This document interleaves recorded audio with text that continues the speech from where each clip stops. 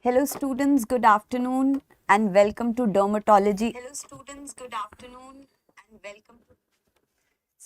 Welcome to dermatology last resort revision session. So as you know, we are doing all these subjects in these 18-19 days, and the aim of these sessions is to familiarize you with important topics or questions which are asked in the respective subjects. So please remember, this is last resort revision, or I would like to say it as a quick revision session. It's not the last resort. You still have time. You can brush up your knowledge. The whole idea of these sessions is to tell you what are the most commonly asked topics in the exam, so we can brush it up with you quickly, and so that even if you are a little hesitant about any subject, this will help you quickly hold grasp on that subject and quickly revise that subject. So I have prepared this session in the format that I will be first giving you an MCQ which you can quickly answer in the chat box, and then related to the MCQ, whatever questions are asked in that particular topic, that we will try to cover as early as possible, so that we can cover the maximum number of topics. So if you have any queries, please feel free to interact in the chat box. In fact, it becomes more convenient, more interesting if you guys are constantly interacting. So I will be a little quick because I want to cover the maximum topics. You will get the annotated PDF at the end, but in case there is something you would want me to explain, you can put it in the chat box. I'll try to do that by the end of the session. So let's get going. And okay, so someone requested it to be a English session, so I will try to do that, but are you all comfortable with that? Give me a thumbs up. अगर हम English में बात करें तो will you all be comfortable, because I know there are a lot of students who have a difficulty in Hindi. So if everyone is okay with that, I can do English, otherwise I'll continue with English. Okay, so this would be English only then. So as you know, Prep Ladder has introduced English lectures. Both LRR and main course videos are in English. So those people who are more comfortable with English, please go to those videos, and it would be very, very convenient for you. So now starting now with the first question. A simple one, my most favorite topic in dermatology, and so I always start with this. A 30-year-old male presents with flaccid bullae on an erythematous base and erosions over the oral mucous membrane. Perfect. Very good. So I already have the answers. The blisters develop painful erosions and rupture. What would be the most likely finding on immunofluorescent examination? So there is a lot of information in this question. You have flaccid bullae. You have flaccid bullae, you have erosions over the oral mucous membranes, and now the question is not asking you the diagnosis but the immunofluorescent examination. Now whenever you have flaccid bullae with erosions on the oral mucous membrane, it is a clear-cut diagnosis of pemphigus vulgaris. If I have these two things in the question, flaccid bullae, erosions on oral mucous membrane, I can with confidence say that this is a case of pemphigus vulgaris. And when you have a patient of pemphigus vulgaris, the most diagnostic test or the gold standard test is doing a direct immunofluorescence. So please students, I am trying to tell you all the important topics. So please answer, like gold standard test for pemphigus vulgaris, it is direct immunofluorescence.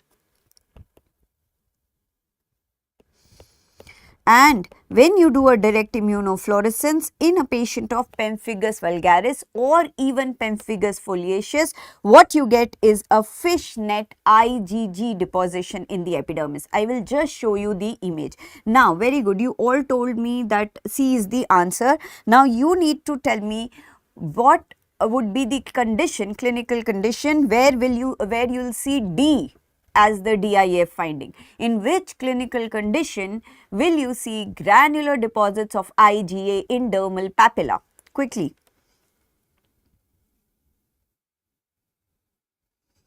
So this was easy that it is C. I am asking you for option D. What would be the clinical condition? Very good. Yes, it would be dermatitis herpetiformis for this. Then linear IgA deposition. Option A, linear IgA deposition in dermoepidermal junction is seen with linear IgA disease, or also called as LAD. Linear IgG deposition in dermoepidermal junction. So, a lot of you are, okay, so maybe you are telling me for other options. For option B, it is bullous pemphigoid. So, these are all important DIF findings. So, I will quickly go through this important topic. So, whenever you are given in the question any bulla or erosions and you are thinking of this pemphigus or pemphigoid group of disorders, these are the important pointers that you need to remember. So, either you would be given a patient of pemphigus vulgaris, in which you will have this oral erosions which are non-healing. You will have flaccid bullae which rupture to give you these erythematous erosions. As you all rightly said, on histopath examination, you get suprabasal split, and a very important finding called as row of tombstone appearance. So, row of tombstone appearance and suprabasal split are two important histopathological findings. What is the target antigen here? The target antigen is desmoglein 3. Remember, both desmoglein 3 and desmoglein 1 are the target antigens, but if you have to answer one, it should be desmoglein 3. So, target antigen is desmoglein 3, and in DIF you see fish net pattern. So, all these are very important pointers towards pemphigus vulgaris. Moving on to the next image quickly. So, you know I am dealing with which section of dermatology. What is this? You are seeing crusted erosions on seborrheic distribution. So, crusted erosions on seborrheic distribution. You hardly see any bulla. So, you hardly see any bulla. You do not see any oral erosion. So, there are no mucosal involvement. So, mucosal involvement is not there. You see crusted erosions. Yes, this is a patient of pemphigus foliaceus. F for first. So, here my target antigen is desmoglein 1. Remember, F for first, F for first. So, desmoglein 1 is the target antigen. Since it is superficial, I get a subcorneal bulla here. Subcorneal bulla, and since it is very superficial, it sheds off, it ruptures easily, and so I hardly see any bulla. And since in oral mucosa it's predominantly desmoglein 3 and here the target antigen is desmoglein 1, I do not see mucosal involvement. Clear? So, these are very important findings. When I look at the biopsy and DIF, I already told you this is pemphigus vulgaris. Sometimes they give you a histopath image. So, you can see this basal layer. So, this is a suprabasal split and you see row of tombstone appearance. So, this is a histopath image of pemphigus vulgaris. If they had to give you foliaceus, you will see split somewhere around here, subcorneal. And this is the classical fish net pattern on DIF. Direct immunofluorescence shows fish net pattern. Clear? And DIF is the diagnostic test, not histopathology. Please remember this, right? Thank you so much. I forgot that. So, if you do a Zhang smear, you see acantholytic cells or Zhang cells. Acantholytic cells or Zhang cells on Zhang smear. So, these are all important findings, and so foliaceus and vulgaris needs to be differentiated. I have covered all these points, so I will not repeat so that we do not waste time over here. Then what is this? Here I have tens bullae. If I say tens bullae and I give you an age bracket of 40 to 60 years, if I give you TENS bulla and age bracket of 40-60 years plus minus mucosal involvement, it may or may not be there. This is a patient of bullous pemphigoid. Now remember, when I was talking about vulgaris and foliaceus, those were intraepidermal immunobullous disorder. Here the split was in the epidermis. Now I am dealing with subepidermal immunobullous disorder, below the epidermis. So my split will be at the dermoepidermal junction or basement membrane zone. The most common entity which is asked in this section is bullous pemphigoid. Here you get TENS bulla because the bulla is subepidermal. So here the split is subepidermal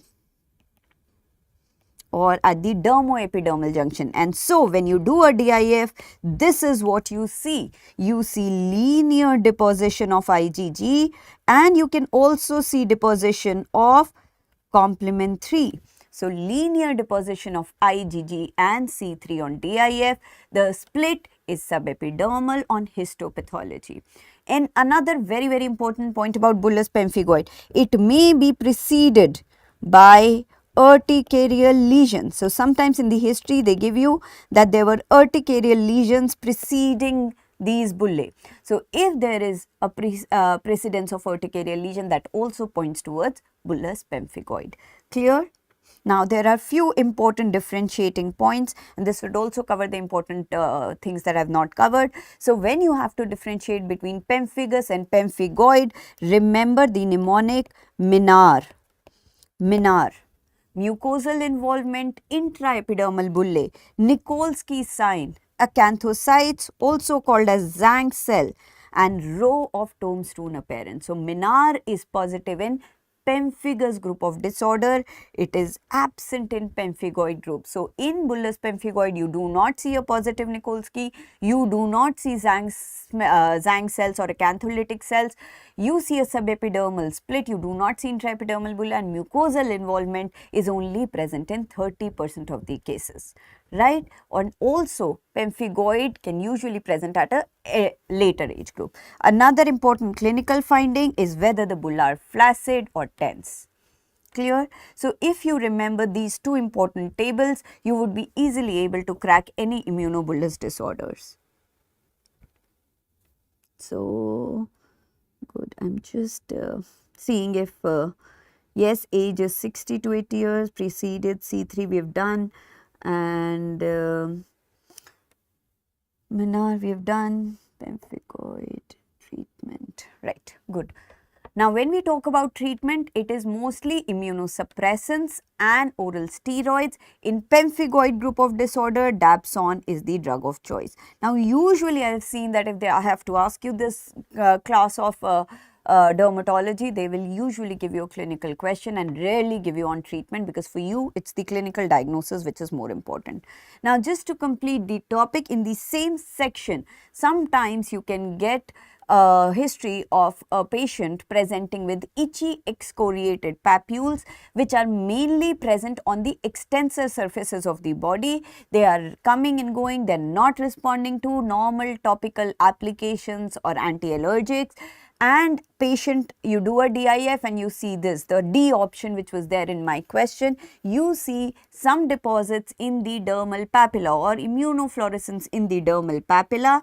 Yes, you are all right. The answer here is dermatitis herpetiformis. What is the antigen in dermatitis herpetiformis? What's the target antigen in dermatitis herpetiformis? Quickly tell me. You all know that it is IgA, and I know this is associated with gluten sensitive enteropathy. So in the exam, in the question, they may also give you gluten sensitive enteropathy or some relation to that. Then another thing, that it's itchy excoriated papule, which I already told you, there are no bulla. There are no bulla here, and you see this papillary tip immunofluorescence, papillary tip immunofluorescence. Very good. So here the target antigen is transglutaminase. So, though DH comes under subepidermal immunobullous disorder, it is a different entity because here the target antigen is different and there is no bulla formation. What is the treatment? You have to stop gluten. You have to stop gluten, and so you have to avoid barley, rice, oats and wheat. You have to avoid barley, rice, oat and wheat, and you have to give Dapsone to the patient, right? So, dermatitis herpetiformis, D for D, avoid gluten, transglutaminase, gluten sensitive enteropathy and papillary tip immunofluorescence. All these are important questions related to dermatitis herpetiformis. Absolutely right. Yes, you're right. You can give MR or maize and rice can be given. Yes, you can give quinoa also. Clear? So, this was about our important immunobullous disorders which are asked. Next important question in this heading comes about target antigen. So, you should know, or sometimes they can also give you various disorders and you have to put it in the order of their target antigen from top to bottom. So, remember I told you desmoglein 1 is pemphigus foliaceus. So, that would be at top. Pemphigus vulgaris is desmoglein 3. BP antigen is BP 180 and 230, right? Beneath that, we have cicatricial and mucous membrane pemphigoid, and below that we have EBA or bullous SLE, which is collagen 7, right? So, there is a mnemonic to remember this. First we pray, then can eat. First foliaceus, vulgaris, bullous pemphigoid, and then can eat, C for cicatricial and E for EBA. First we pray, then can eat. So, it is an easy mnemonic, you can quickly write in the exam, and these are the various antigen. BP 180 and 230 is easy to remember. Then you should know collagen 7 for EBA and bullous SLE, and we already discussed transglutaminase for dermatitis herpetiformis. Clear? Yes, you are right, you can eat pasta, but it should not be made of maida. So, that is very important, and if it is not mentioned in the question and you are given food items like pasta, rice, corn or something like that, then please assume that pasta is made of maida, which is a derivative of wheat. So, yes, that cannot be eaten. Okay, because this special kinds of pastas and all may not be given in the exam, and so if it's not mentioned, assume that the pasta is made up of wheat or maida, and so should be avoided. Whereas dosa is made of rice, so it's allowed. Clear? So, are you guys with me? Is this okay? Should we move on to the next topic? Anything in this topic which you are not clear? So, good question, Dr. Kanchu. I don't know why maize is not having gluten. Basically, this is how it is. Great. So, I will move on to the next important topic, and here is the question for that. A patient presented with 10 to 20 bilateral but asymmetrical erythematous plaques as shown in the image. The lesions are of varied size, have bizarre shapes, irregular borders, geographic appearance. So, what is my diagnosis? Obviously, you all know, since I have given the spectrum, I am talking about leprosy. But what spectrum of leprosy am I talking about? B, mostly, or most of these students are going with B. Some are going with D, C, BB, BT, okay. Right. So, what is it? Okay, what is this image telling you, and what is this, why is there so much of confusion here? Now, even if I don't look at this image, okay, because image can sometimes overlap between the different spectrums. Look at the question. The question is saying you 10 to 20 bilateral asymmetrical lesions which are of varied size, geographical appearance, bizarre shape, very irregular borders. This when they say geographic appearance, when they say bizarre shape, when they say bilateral but asymmetrical, now we are going towards the lower end of the spectrum. Okay, and in the lower end of the spectrum, if they say bizarre shape and geographical appearance, it has to be BB. BB is the most unstable phase and it is characterized by geographic or bizarre shaped lesions. So, when they are giving you any question on leprosy spectrum, please look into the specific descriptions that they are given. Even if you look at the image, it is an image of inverted saucer lesion. Now, inverted saucer lesion is most commonly seen in BL but can be seen in BB. So, this is how the examiners confuse you and that is what I tried to do here. So, then look at the question. So, this is a typical image of inverted saucer. So, if there was an option of BL, then I could have got confused, but that is why there is no option of BL here. Inverted saucer appearance is a feature of BL but can be seen in BB. And this bizarre shape in geographic is a feature of BB, which is the most unstable stage. Clear? Right? No, there is no pseudopodia here. I'll just show you what a pseudopodia is. So, let me quickly walk you through the lesion. So, before I come to this table, let's see this. What is this? This is hardly asked, but just to complete it, this is TT, the topmost pole. Very, very well defined lesion. You see loss of hair and everything, but they hardly give you TT, so I'll not spend much time here. What is this? Someone confused with pseudopodia. So, this is a pseudopodia. This is a satellite lesion. So, this is my BT Hansen. So, when I have TT, I will have less than 10 lesion, less than 10 centimeter. So, less than 10 in number, less than 10 centimeter in size, very well defined, no ill defined lesion. Total loss of sensation. So, this is all my TT. Now, when I talk about BT, now I have 10 to 20 lesions, which are 10 to 20 centimeter in size. But the most important thing is I see pseudopodia and satellite lesions. So, these are two features of BT Hansen. Please, if you understand it becomes very easy. TT is very well defined. My immune system is very strong. BT, now the infection is trying to spread. So, I have a well defined lesion at most places, but at areas it is starting to become ill defined and that is why I have pseudopodia. And now the infection is trying to spread. So, I have satellite lesions, right. So, in BT you see pseudopodia and satellite lesions. Sorry, good, yeah. Okay, sorry Dr. Devaki, I understand. Yes. Next, this is inverted saucer or what I showed in the image. Inverted saucer is a feature of BL Hansen. Now, as we are moving towards the lower pole, we have bilateral lesions, but they will be asymmetrical because they will become symmetrical only when we reach the LL pole. So, bilateral lesions which are asymmetrical, numerous numbers, you will have both small and large lesions and you have inverted saucer appearance in BL Hansen. Whereas, this is the most unstable form of leprosy. The patient stays in this phase very, very briefly and that is why it is called as BB Hansen or borderline.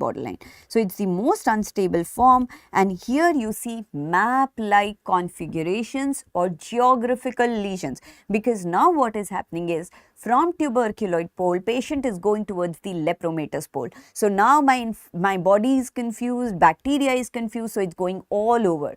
So, I have map-like or geographical configurations that I see. So, whenever they say bizarre shape, geographical configurations, map-like configurations, please understand it would be BB Hansen. Clear? And then when I move to LL pole or the lowermost pole, I will have multiple bilaterally symmetrical small lesions. I will have glove and stocking anesthesia which would start at BL Hansen, right? So, quickly I will go back to this table. So, now, this is TT, BT, BL and LL. So, I already told you, you have single lesions. This in tuberculoid pole, you have totally anesthetic lesion. This is all been covered, satellite lesions. In BL, I have irregularly spaced lesions. Then here we have completely bilaterally symmetrical lesions. Glove and stocking anesthesia starts at BL also, but is more pronounced in the LL pole. Here in the tuberculoid pole, you have lesional anesthesia, right? AFB, if you do, it is negative here, but if you see in the lepromatous pole, you have 5 plus to 6 plus, and even globi may be present, right? So these are important features which will help you differentiate between different spectrums of leprosy, and you should be able to do that. Clear?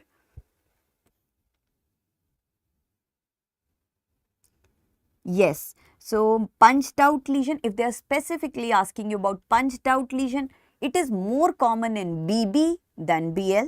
Inverted saucer lesion, more common in BL as compared to BB. Glove and stocking anesthesia seen in both BL and LL, but more pronounced in LL Hansen. Clear? Any other questions which are related to this topic? I hope you're able to understand this, how to differentiate between different spectrums of leprosy. Right? Should I move on? Then students, I do not have a lot of time, so I cannot cover whole of leprosy, but what's important here, please look into the treatment and please look into the lepra type 1 and type 2 reaction. Very important question that comes in lepra type 1 and type 2 reaction is the treatment. Now, if they ask you treatment of either lepra type 1 reaction or type 2 reaction, please remember the treatment of choice is oral steroids. No confusion for both type 1 and 2 reaction. Please don't confuse it with the treatment of leprosy. You all know treatment of leprosy is MBMDT. I am not covering that. You know there are 3 drugs, but what I am talking about is the treatment of type 1 and type 2 reaction. Both the reaction, my treatment of choice is oral steroids. Thalidomide is a second line treatment of choice in type 2 reaction. It is not the first choice drug. Clear? Yes, good.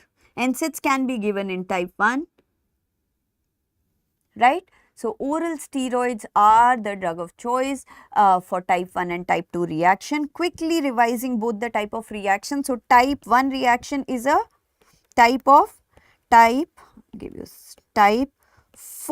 hypersensitivity, whereas type 2 reaction is type 3 hypersensitivity reaction.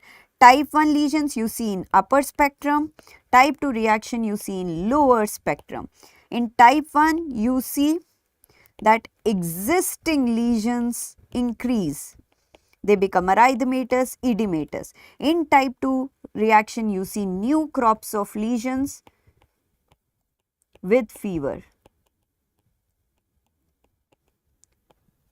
Dr. Jensi, yes, Malayalam. For that you have to teach me Malayalam and then I can try teaching in Malayalam. Type 4 hypersensitivity, yes, this is all done. So, type 1 is a type 4 hypersensitivity, upper spectrum, existing lesions, they become prominent and it usually starts on initiation of MDT. Whereas type 2 reaction is more commonly predisposed by fever, pregnancy or something like that.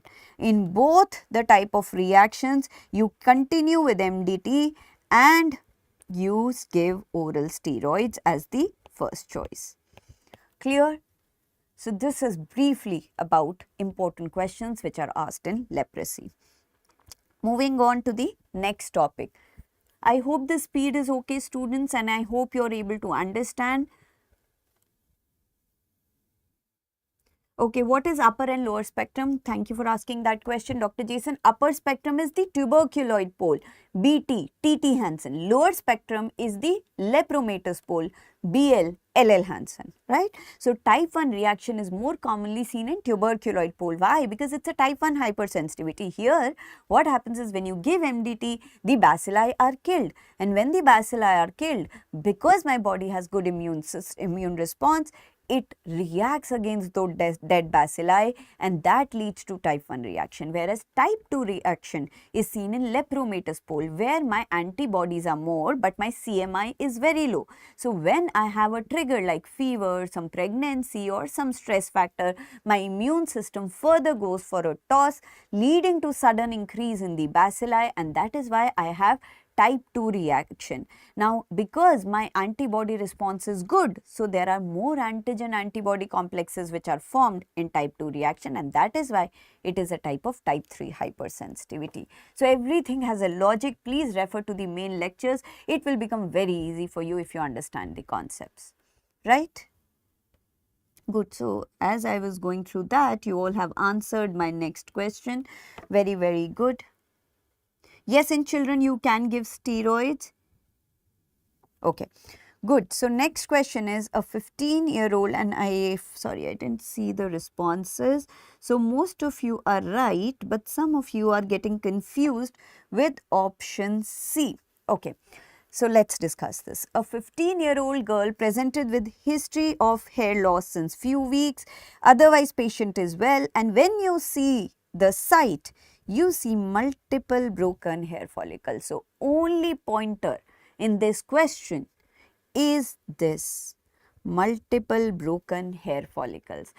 Remember students, if in the question they are saying multiple broken hair follicles with hair loss, think of only trichotillomania.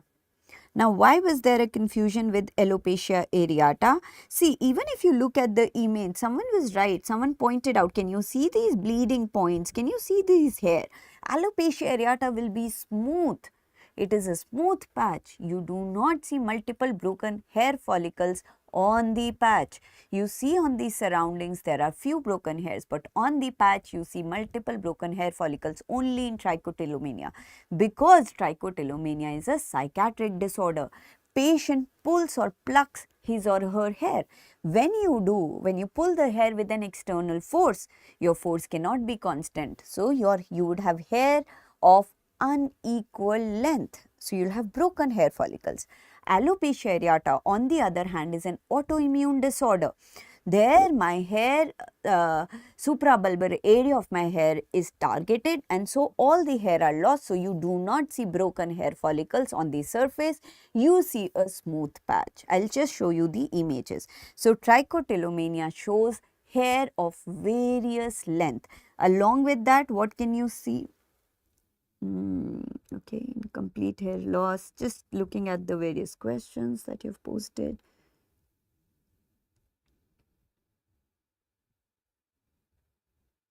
Okay, so good. So I'm going to deal with all of these questions. So now, whenever you have a patient with hair loss, so first of all, divide it into two categories, whether it is non-cicatricial or cicatricial. What do I mean by cicatricial and non-cicatricial? Cicatricial means scarring. So, here my stem cells are gone. So, the chances of hair growth are minimal. What causes cicatricial alopecia? Most commonly the things that you are given with, it's a long list, but what you should be knowing: LP, DLE and pseudopelade of Brock. Right? Now, when I talk about non-cicatricial alopecias, there can be effluviums, it can be patchy, or it can be patterned. There are three kinds of non-cicatricial alopecia. When I talk about effluviums, the most common one that is given to is telogen effluvium, where they will give you a typical history that there was some period of stress, pregnancy, prolonged illness, which was 2 to 3 months prior to hair fall, and then the patient started having sudden hair fall. The treatment for it would be biotin and counseling. Done. That is what you need to know about TE. When we talk about patterned alopecia, I will just show you the images and discuss there. When we talk about patchy alopecia, you have to think of alopecia areata, you have to think of tinea capitis, you have to think of trichotillomania, and you have to think of moth-eaten alopecia seen in syphilis. Right. So, I will quickly tell you how to differentiate between all of this. Yes, TE, there is no treatment. Anagen effluvium is caused by chemotherapy. Great. So, alopecia all this I will be discussing, just quickly telling you about moth-eaten alopecia. It's seen in syphilis. If they want to ask you this, they will give you other features of syphilis. They will give you VDRL positivity, because moth-eaten alopecia cannot be a standalone finding. Okay. When they are giving you cicatricial alopecia, think of these three conditions. Now talking about the non-cicatricial alopecia. So this is a more clearer image of what I just showed you. So this is a patient of trichotillomania. If you see, the patient will pull out hair from the dominant part of the scalp, and there in the question you may be given some history of psychiatric disturbance, or you may not be given a history of psychiatric disturbance. But the most important thing is, on the patch you see multiple broken hair follicles of various lengths. There can be perifollicular hemorrhages, there can be hemosiderin deposition, there can be trichobezoar associated with it, there can be even GI obstruction. How do you treat this patient? It is a psychiatric disorders. So you have to go for cognitive behavioral therapy. You can give SSRIs. Clear? So this is all that you need to know about trichotillomania. Yes, sorry, Friar-Tuck sign is seen in trichotillomania. Now, what is this Friar-Tuck sign? Friar-Tuck sign, Friar-Tuck was an important cartoon character who had this kind of hair, and that is why this name has been given to it. So, Friar-Tuck sign, perifollicular hemorrhage, broken hair of different lengths, these are all features of trichotillomania. How do you treat? You give cognitive behavioral therapy and you can give SSRI, right? So, I would want you to restrict your questions to the exam oriented things. If there are, I know in dermatology and about hair, there are a lot of general questions. Maybe we can talk about them later in our normal classes. But today it is a quick, swift revision for important topics. So as to answer Dr. Sarthak, yes, they are effective, but we will have to talk in more details about that. Okay, now coming to this. Now this is alopecia areata. Look at this patch. It's clean. There are no broken hair follicles. This is also called as spelade or smooth patch. So you have a smooth patch of hair loss, and on the periphery you can see some dots, or you can even see white hair. So white hair can be seen on this patch. It is a completely smooth patch, and if you look at the periphery you see exclamation mark hair. Exclamation mark hair is seen in the periphery of alopecia areata patches, and this is mostly seen with dermoscopy. Alopecia areata can be of various types. What is the etiology? It is an autoimmune T-cell mediated disorder, right? So how do you treat this? You give intralesional steroids, you can even give oral steroids, and you give contact immunotherapy. Right. So this is all that you need to know about alopecia areata, and the patient can go grey overnight. That is also a feature of alopecia areata, because here the target, when the immune cells target the hair, they do not target the white hair, and so white hair are retained, all black hair are gone. So patient can turn grey overnight, right? Now this is the patterned hair loss that I was talking about. So this is androgenetic alopecia, can be seen in both males and females. So what do you see in males? You see this pattern, frontotemporal recession, which happens by temporal recession, balding, and vertex thinning is seen. So this is seen in males. In females, you see that central parting is more visible, and by the grade 3 you have this fir tree pattern. In males, the classification that we use is Hamilton-Norwood classification, and in females we use Ludwig's classification, right? Then what is the treatment here? Because you should be knowing the treatment. Treatment here is minoxidil. We use minoxidil, which is used in the concentration of 2% for females and 5% for males. We also use finasteride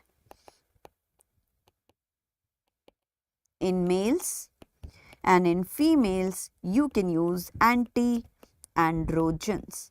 What are the only FDA approved treatment for androgenetic alopecia? It is finasteride and minoxidil, right?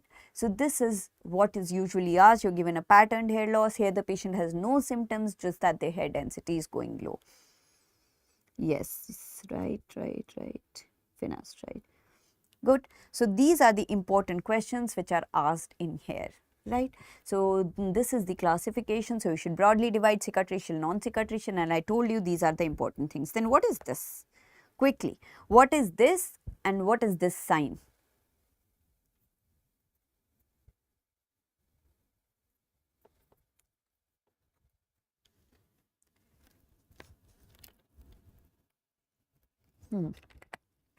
Good question, Dr. Devaki. Why do we give spironolactone in both alopecia, androgenetic alopecia and hirsutism? Because there, in both the conditions, the answer is hyperandrogenism. Now, androgen or testosterone is a weird hormone which has different effect on the beard area and on the scalp. So if you have hyperandrogenism, you will grow hair on the face. So females will have hirsutism and it causes thinning of hair on the scalp, and so the patient has androgenetic alopecia.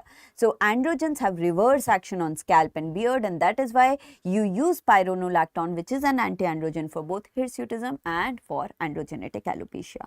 Good. So you all know this. No, this is not Christmas tree pattern. This is footprints in snow pattern, which is seen in pseudopelade of Brock. This is a form of cicatricial alopecia or scarring alopecia which has no cause. It is idiopathic, you have no inflammation, the patient just present with these footprints in snow appearance, and this is a form of cicatricial alopecia seen in pseudopelade of Brock. Clear? So this is briefly about hair. Moving on to the next question. Patient presented with the following lesion. This is characteristic of what disease? So here you have to look into the image and think what can be the answer. Very good. Dr. Sarthak, I think we'll discuss that later. That's not the part of this session.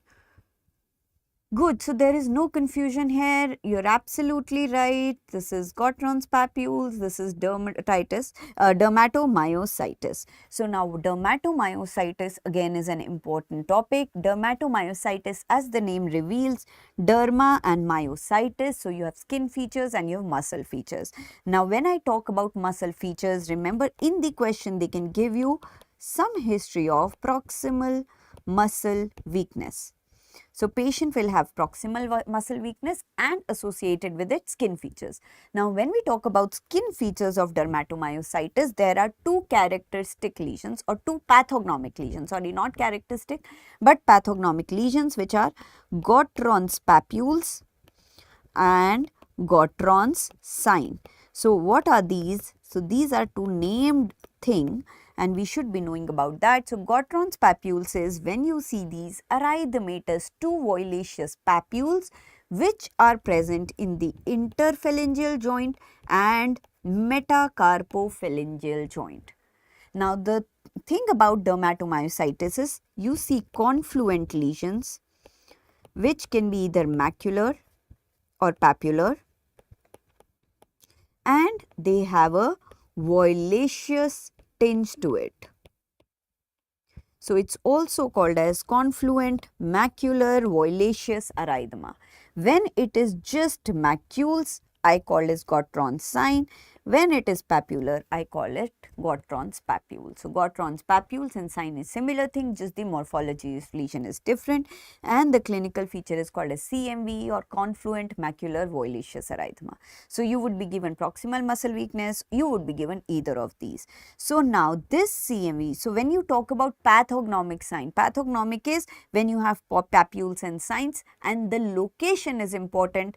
The location is either interphalangeal joint or metacarpophalangeal joint. When these lesions are present at these sites, then I call them as Gottron's papules and signs, and this is pathognomic. But you also see other characteristic features in dermatomyositis, the most important of which is asked is heliotrope rash. Heliotrope rash is seen in, they will just give you this. Heliotrope rash is when you see this confluent macular violaceous erythema on the eyelids. So, around the eyes when you see this kind of a rash, it is called as heliotrope rash, which is again a feature of dermatomyositis. And this is Gottron's sign. See, confluent macular violaceous, only erythema. You do not see papules. So, this is Gottron's sign. It is present on interphalangeal and metacarpophalangeal joint. This is the V sign. When you see it on this, there is a shawl sign, there is a holster sign.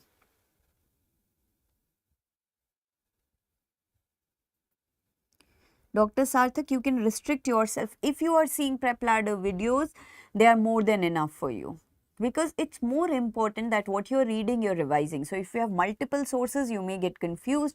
We in our videos have covered all the important topics, and so you can refer to those.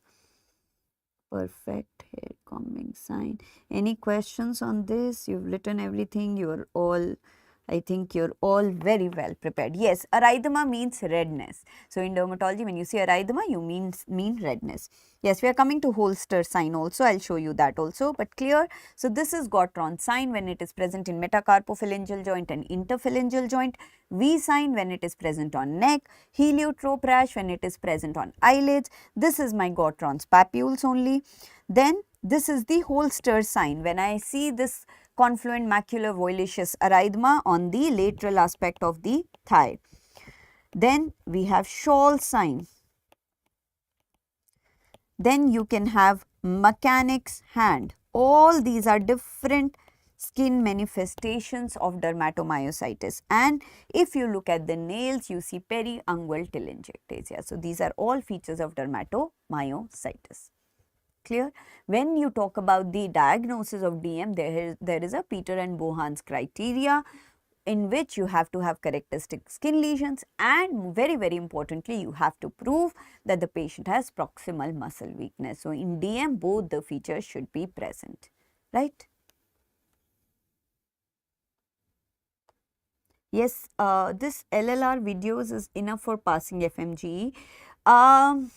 They are good enough, but you should have your base clear. I always feel that LLR videos can help you in quick revision, but since we are not able to make you understand the core topics here, so then you might get confused in the exam. So, you should have a base. If you have read basics of dermatology nicely, then for revision these LLR videos are very good enough, right? So, I think that was what was the nail finding is periungual telangiectasia is not commonly asked, so forget about it. Now, let's move on to, no, mechanic's hand is a feature of dermatomyositis, not scleroderma. In scleroderma, you see sclerodactyly, don't get confused. In mechanic's hand, you are seeing this hyperkeratotic lesions, just like a mechanic would have, and sclerodactyly is a feature of scleroderma, right? Now, next question, which cell is not present in the shown layer? So, I have moved on to the next topic. Okay. Okay. Now, an important information here, since some of you are saying A, keratinocytes are present in all layers of the epidermis. So, keratinocyte to answer ho hi nahi sakta. What I have shown you here, this is my stratum corneum, this is granulosum, spinosum, and this is the basal layer, and the arrow is pointing towards the basal layer. So, it is asking which cell is not present in the basal layer. Remember, keratinocytes forms the epidermis, so it is there in all layers.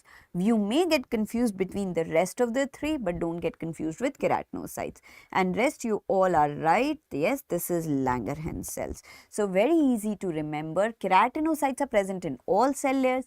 Both M are present in stratum basal. So, it is the Langerhans cell which is not there in stratum basal, it is present in stratum spinosum. Okay, so, these are my 4 important cell layers. Okay, so, I am sure you must be knowing about the layers of the skin, I am not discussing that. Corneum, followed by granulosum, spinosum and basal, and in palms and soles I have stratum lucidum, right, which is a layer which is only seen in palms and soles and has refractile granules of elidine. right? So this is my various layers of the epidermis. Now coming to what are the different kinds of cells that you see in the epidermis. So I have 4 cells, keratinocytes, which are present all over the epidermis. So let's see here. Keratinocytes are present in all layers. They are derived from ectoderm and they form keratin intermediate filaments, which is important for the structure of the epidermis. The next cell that we see in epidermis is melanocytes. Melanocytes are present only in stratum basale. They are derived from M is derived from N or neural crest. Melanocytes are pigment forming cells. You all know that. They are present. There is something called as EMU. What is the EMU or epidermal melanin unit? What is the ratio of keratinocytes to melanocytes in an epidermal melanin unit?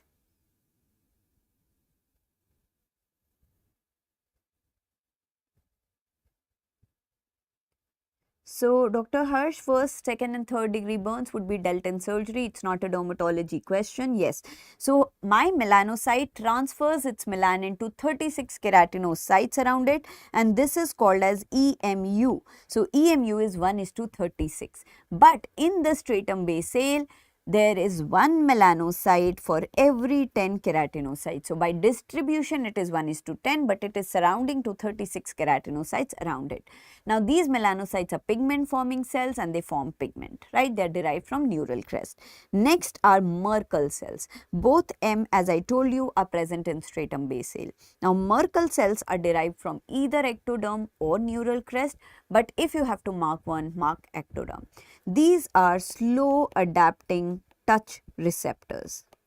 So, Merkel cells are slow adapting touch receptors, not 1:30, 1:36 and 1:10 is the ratio of melanocyte which are present in the basal per keratinocyte.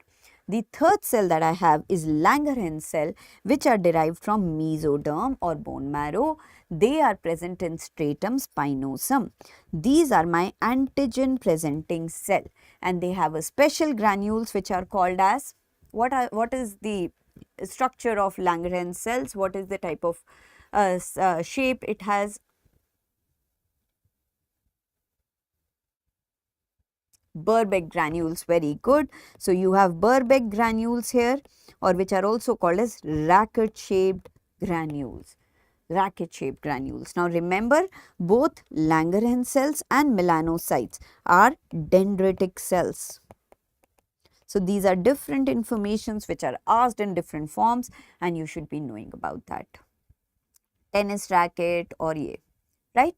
So, these are different types of cells which are present in the epidermis. You are right, in Langerhans cells, S100 and CD1A positivity are also seen. Clear? So, this is about the basics of dermatology. Now, moving on to the next important topic. A man is having multiple painful, non-indurated undermined ulcers over glands which occurred 5 days after sexual exposure. What would be the most likely finding that you see? I am not asking about the diagnosis, I am asking you about the finding that you will see.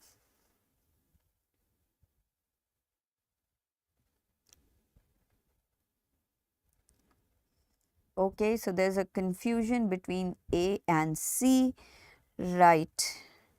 So, great. Oh, a lot of you are there for C as well. Okay, let me clarify this. So, multiple painful non-indurated undermined ulcer with sloughed edges. Now, obviously you know this is for chancroid. You see this in syphilis, this with herpes and this with donovanosis. Now, when we say painful, obviously syphilis is out, even sorry, did I say donovanosis here? I am sorry. What I meant is LGV. So, when I say painful, I rule out syphilis, donovanosis and LGV. So, painful lesions are two, either chancroid or herpes. So, there can be a confusion between A and C. Out of this, non-indurated, both of them. But herpes does not present with undermined ulcer with sloughed edges. Undermined ulcer with sloughed edges is a feature of chancroid. Herpes will present with multiple coalescing vesicles and polycyclic erosions. Rest all the features can fit with herpes. Multiple lesions, painful lesions occurring 5 days after sexual intercourse. This can all go with herpes, but undermined ulcer with sloughed edges is the giveaway thing here that is seen with chancroid. So don't get confused between herpes and chancroid. So though other features are common, but this should be chancroid here, right? So now quickly revising the different genital ulcers that are asked. I'm sorry I didn't put herpes here, but I'll discuss it commonly. So how do you differentiate between the 5 genital ulcers? Look at the pain part. If it is painful, it can be either herpes or chancroid. Then look at the number of lesions. Single lesion is seen with syphilis, LGV, donovanosis. Both chancroid and herpes have multiple lesions. So mostly herpes and chancroid are two which have very common features.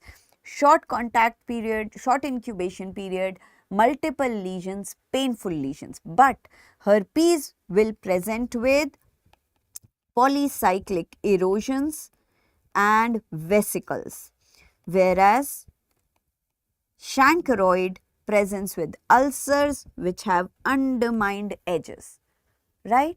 Usually in chancroid you have unilateral lymphadenopathy, also called as buboes, whereas in herpes you have bilateral painful lymphadenopathy. So this is the difference between chancroid and herpes, right?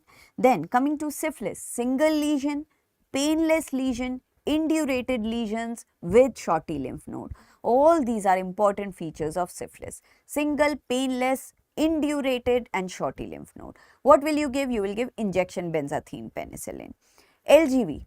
Okay, maybe I have put an image. Good, perfect. So we'll see here. So what is this? This is my chancroid. Multiple lesions, painful lesions, undermined edges with necrotic slough on top. It does not have a clean base like syphilis. This is also called as soft chancre. It is caused by H. ducreyi. Here you see a short contact period. You have usually unilateral buboes here. And if you do a gram stain, you see this school of fish appearance. School of fish appearance is seen in Haemophilus ducreyi causing chancroid. Right? Clear? Moving on to the next one. Look at the kind of ulcer here. Single, indurated, painless, shorty lymph node. All these are pointers towards syphilis. And what kind of syphilis? Primary syphilis, also called as chancre. And here you would do this dark ground microscopy and you would see these fluorescent spiral organisms. Clear? Clear? Single, indurated, painless, shorty. Now, syphilis is a long topic. Please revise the secondary syphilis features. I could not put here. Treponema pallidum is the organism which causes it. What is this? Now, this is my herpes. You see this? There are numerous vesicles which are coalescing together, giving rise to these polycyclic erosions. Multiple lesions, painful lesions, but not indurated, and they usually do not present with an ulcer. So, if you see an undermined ulcer with sloughed edges, it is chancroid. If you see polycyclic erosions, you have coalescing vesicles, it is herpes. And if you do a Zank smear here, what do you see? You see multinucleate giant cells. You see multinucleate giant cells. This is caused by HSV. Both HSV2 and 1 can cause, but more commonly it is caused by HSV2. Right? It can be primary, secondary or recurrent. And what is this? This is when you see a single beefy granulomatous ulcer. If they give you single ulcer, beefy ulcer, granulomatous ulcer, which bleeds easily on touch. So this is my donovanosis and I have safety pin appearance here. If you do a gene sustain, you see this safety pin appearance of microorganism. Right? Clear? Next, what is this? This is LGV. LGV does not present with ulcer. LGV, there is an ulcer, but it is very transient. Usually the patient will present with buboes, which are very, very painful, which are large, they can be bilateral, and that is how the patients of LGV present to you with. If you examine them, you can see these groove sign where both inguinal and femoral nodes are involved, and this Popot's ligament becomes taut. So, this is called as groove sign of LGV. So, in LGV you see groove sign and you have buboes, which are painful multiloculated buboes. Yes, clear? So, any confusion on genital ulcer, how to differentiate between them, and I hope now there is no confusion between chancroid and herpes, because lot of you gave me answer as herpes genitalis. So, if there is anything, please put it in the chat box, I can discuss it with you quickly.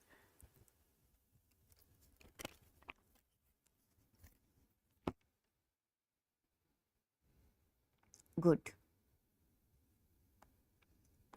Next, coming to the next question, a 26-year-old male came to the OPD with this belly button rash, which is slightly itchy and uncomfortable. What is the potential agent causing this problem?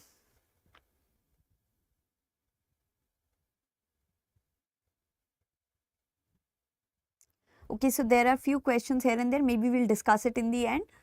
So, we will quickly move on because let's cover this, then I will discuss the revised leprosy guidelines.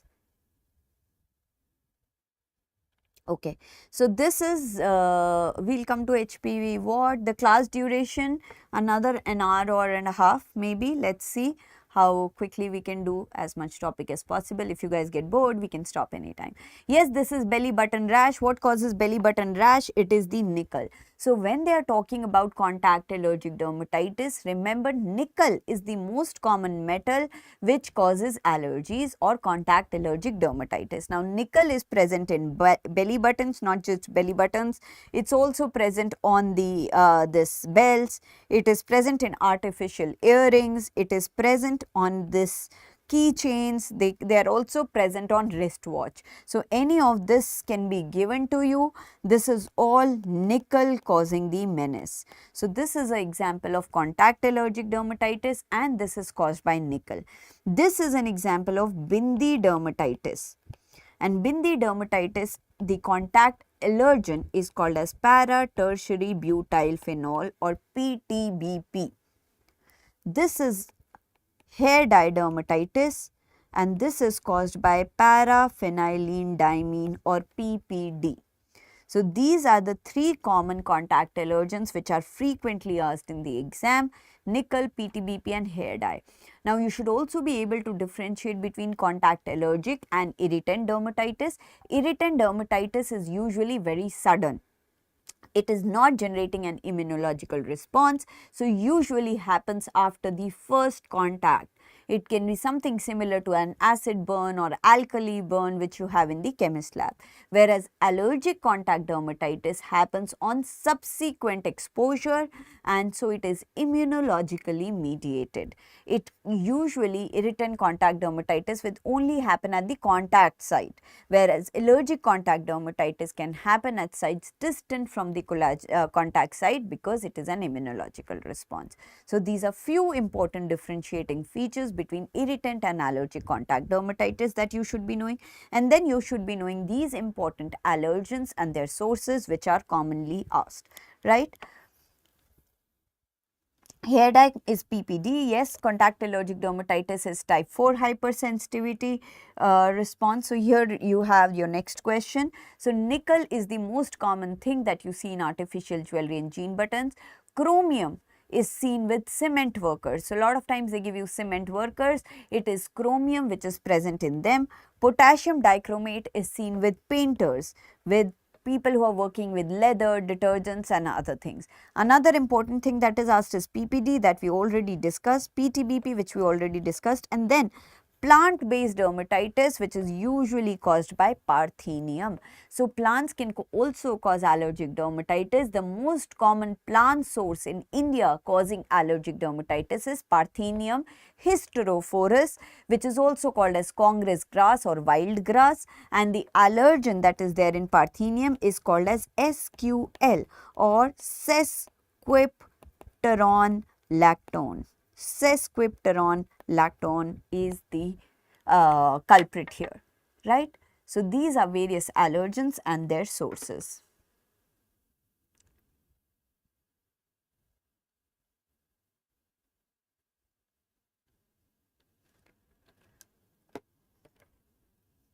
We'll talk about guttate psoriasis, right? So yes, so when hair dye causes leukoderma, sorry, I didn't get the question here. So most of it is covered.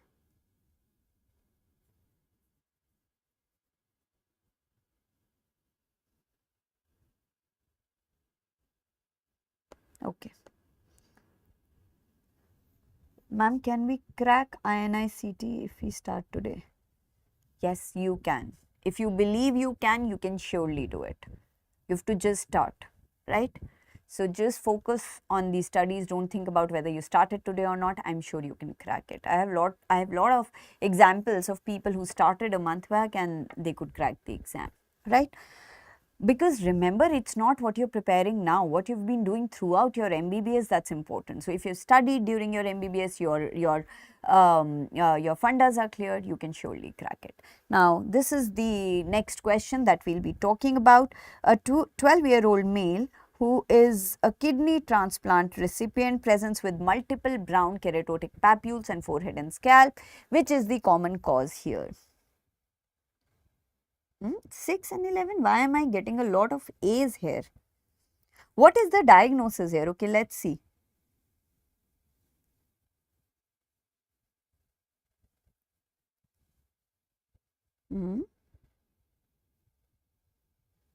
Okay. B, D. So I have all kinds of answers here. So first let me show you this, then I'll come back to the question. Now remember students, I think there's a lot of confusion here. HPV has more than 200 subtypes, right? And there, I don't know why, but examiners are fond of asking you the HPV type causing the particular kind of verruca or warts. So remember this mnemonic, DSP, come eat a burger. So you are inviting a DSP to come eat a burger. So D is deep plantar, S is superficial plantar wart, P is plain wart, C is common wart, E is EDV, A is anogenital wart, and B is butcher's wart. Right? So DSP come eat a burger and you write 1, 2, 3, 4, 5, 6, 7. So plantar warts are of two types, deep and superficial. Deep plantar wart is caused by type 1 HPV, superficial by type 2. This is a very common word which is asked, which is called as plain warts or verruca plana. Verruca plana is caused by type 3 and it is also caused by type 10. Then common warts or verruca vulgaris is caused by HPV type 4, 2 and 27. EDV or epidermodysplasia verruciformis is caused by HPV 5 and 8. Anogenital warts are of two types, low risk, high risk. Low risk is 6, 11, high risk is 16, 18. And Butcher's wart is HPV type 7. If you remember this table, you would be able to answer most of the questions. You have to write 1 to 7 and then DSP come eat a burger, right? Now let's go back to the question. So what do I have here? I have a patient of verruca plana here. I have plain top lesions which are present. Why is it a patient of verruca plana? Look at this history, kidney transplant recipient. Verruca plana is seen in patients who are immunocompromised, who are on chemotherapy, who are kidney transplant recipient.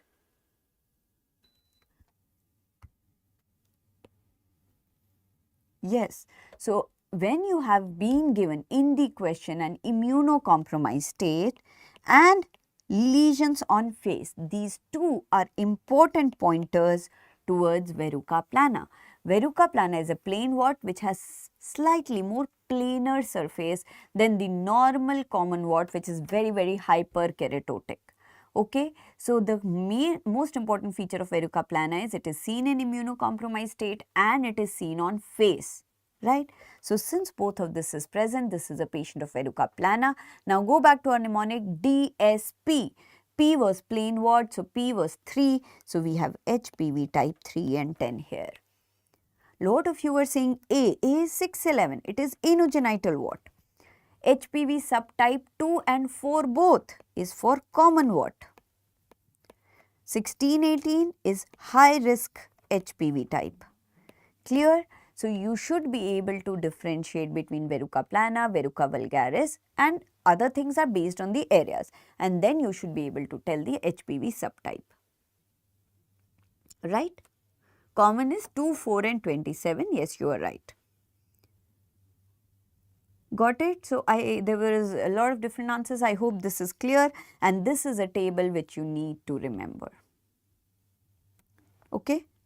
So let me move on to the next question. A child is a known case of asthma, well controlled on medication. He came to the OPD and physician noticed an important clinical sign. What is the clinical sign here?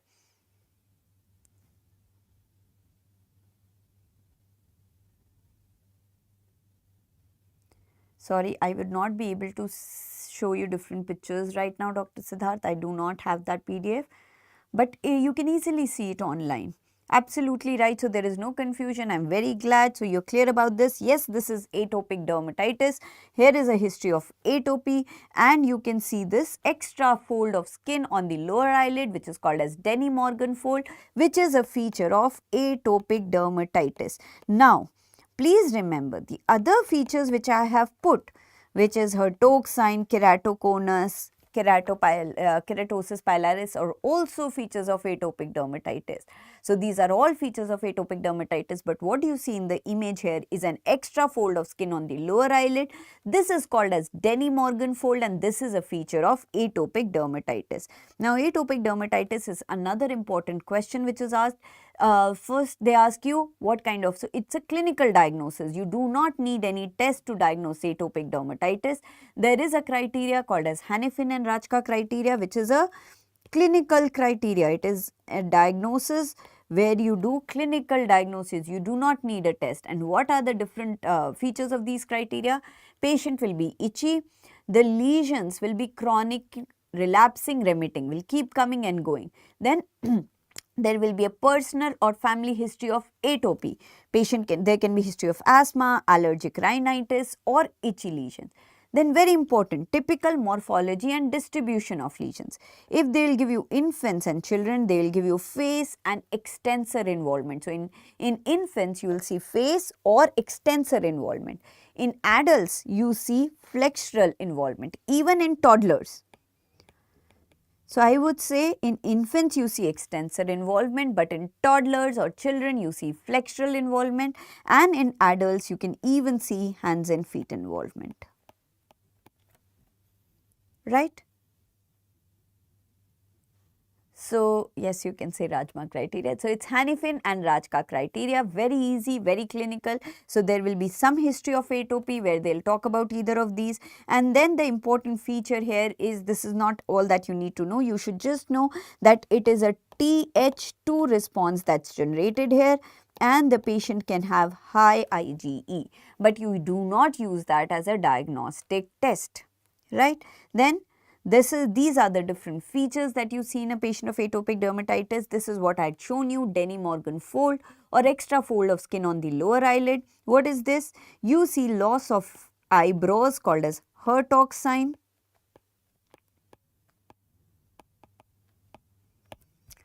And you also see this dermatitis around the eyelids. Hertog sign is loss of eyebrows, mostly in the lateral 1/3. So you see lateral loss of eyebrows in Hertog sign. You can see eyelid dermatitis. Then what is this? This is headlight sign. In the periolar area, sparing the little bit of this area, you see dermatitis. This is called as headlight sign. Then you see keratosis pilaris in these patients. And a very important thing that you see is white dermographism. White dermographism. So, all these are important features of atopic dermatitis. So, clinical criteria, you should know the criteria, you should know about Denny Morgan fold, headlight sign, Hertog sign. So, these are some of the important things that you need. Okay, so sorry, I'll do that, I'll remember that. Thank you for pointing out. Clear on atopic dermatitis? So, you can easily crack this question. Now, coming to the next question. A 28-year-old female complains that in the previous 3 to 4 years, her toenails have changed in color, the rate of nail growth has slowed, there are no other complaints. What treatment should be recommended for the most likely diagnosis? So, what do you see here? In urticaria, you have normal red dermographism. When you scratch, the lesions get red. White dermographism is when you scratch, that area becomes white.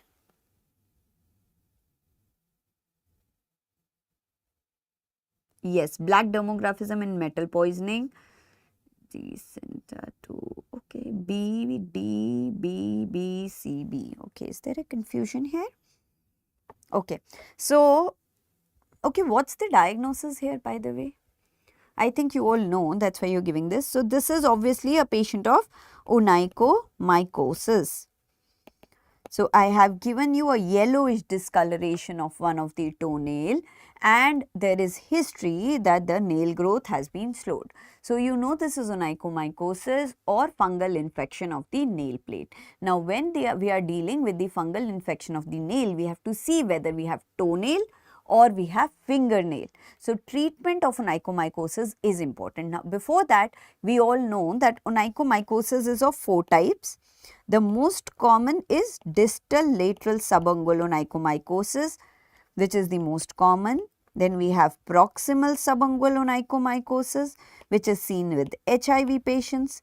Then we have superficial white onychomycosis, and then we have total dystrophic onychomycosis. How do you differentiate onychomycosis from psoriasis nail? That is also important. So, psoriasis, you will have pits, you will have oil drop sign, and you will see KOH to be negative. So, these are 3 important features which helps to differentiate onychomycosis from psoriatic nail. Now, you should be knowing the treatment of onychomycosis. So, you usually can go for topical treatment if it is a single nail, but mostly for your thing, we will remember the systemic treatment. Now, in systemic treatment, we can either use itraconazole, we can use terbinafine. Now, the preferred thing that we use these days is pulse therapy. So, in pulse therapy, I'll go back again. When we talk about oral medications, so in itraconazole, we give 100 milligram twice a day or 200 milligram once a day. We give it 2 months for fingernails and 3 months for toenails. Terbinafine is given in the dose of 250 milligram daily. It is given 6 weeks for fingernails and 12 weeks for toenails. So, remember terbinafine 250 milligram daily, 6 weeks and 12 weeks, right? Itraconazole 100 milligram BD 2 months and 3 months. If we need to give pulse therapy, we give higher doses for 1 week every month. For fingernails, this is 2 to 3 pulses, and for toenails, it is 4 to 5 pulses. Clear? Now, let's move on to the question. So, will we give mild steroids? No. Will we give topical terbinafine? No. So, now the only 2 options that are left with me are oral terbinafine, which can be given for 6 weeks or 3 months. Now, remember, here the picture is of toenail. So for toenail, the duration is 12 weeks, which is 3 months. So the answer would be option D here. If I had fingernails, I would have given 6 weeks. Is it clear? So the answer would be D, not C or any other answer. So first you need to differentiate onychomycosis and psoriatic nail. Then you have to see whether toenail is given or fingernail is given. Accordingly, you decide on the duration of therapy. Terbinafine is always the first line of drug as compared to itraconazole. Why is that? Because it's much safer, it has lesser side effect profile. But if in the question they are giving you molds or candida, in those cases itraconazole becomes my first choice of therapy because terbinafine does not work for molds and candida. Clear? So that is how you know decide. So even if itraconazole was given and they had not mentioned molds or candida, then you will mark terbinafine as the drug of choice. So remember this, DOC is terbinafine. Then when do we prefer itraconazole? When we have molds or candida. Now coming to the topical application. So topical treatments are also being used, especially if you have single nail involvement. There I use nail lacquers. Two nail lacquers are commonly used, cyclopyroxalulamine and emerolfin. Emerolfin is given weekly and cyclopyroxalulamine is given daily. Now there are two more newer agents which have been introduced and you should know the name because they have been asked. So what are the newer agents? They are, any idea? Anyone has any information on the new thing? Yes. So newer agent are tavobarol and efinaconazole. So just remember these two names broadly. Somewhere they had asked about tavobarol once. So these are the two newer agents which have been introduced in onychomycosis. Clear? So this is what you need to know about. Yes, tavobarol and efinaconazole. So moving on to the next topic. Good, good. So you know about this, you should remember this. Tuberculosis are type of cutaneous TB. Which statement is incorrect for these same? So we all know tuberculosis are a form of cutaneous TB. They are more of hypersensitivity reaction to the persistent bacilli in the body. So let's move on to the next question, all of you.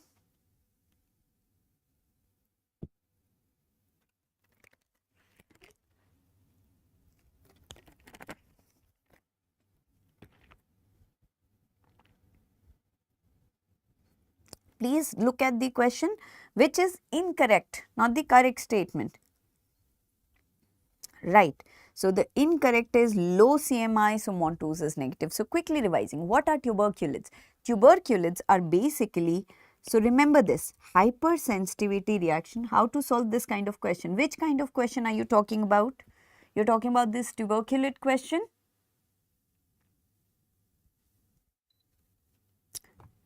Okay, so I'll quickly talk about tuberculosis. So tuberculosis are basically hypersensitivity reaction against the remnant bacilli or present bacilli, tubercular bacilli in the body.